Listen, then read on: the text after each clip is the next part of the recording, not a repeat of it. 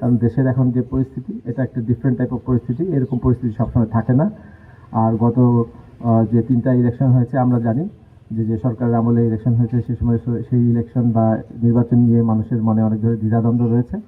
তো আমরা আশা করছি যে এবারের পরিবেশটা হবে অত্যন্ত নিরপেক্ষ, এবং যদিও কিছুটা আশঙ্কা আছে, বাট আমাদের নিয়মিত পেট্রোল এবং লোকজনের সাথে ইন্টারাকশন এবং সার্বিকভাবে আমাদের যে প্রশাসন আছে তাদের সহায়তার মাধ্যমে আমি মনে করি আমাদের কাজ সহজ হয়ে যাবে।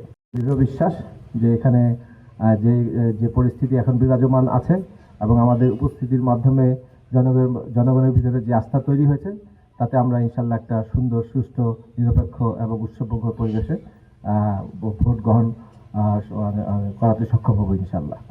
তো এই ছিল আমার বেসিক্যালি মোদ্দা কথা। আমরা সারা দেশে বাংলাদেশ কোস্টগার্ড প্রায় 3,585 জনবল নিয়ে আসছে, এবং এই এলাকাতে আমাদের 200-র অধিক জনবল আছে এই চাঁদপুরের 2টা আসনে। আমাদের পাশাপাশি বাংলাদেশ সেনাবাহিনী আছে, পুলিশ আছে, বিজিবি আছে, আর আনসাররা তো আছেন।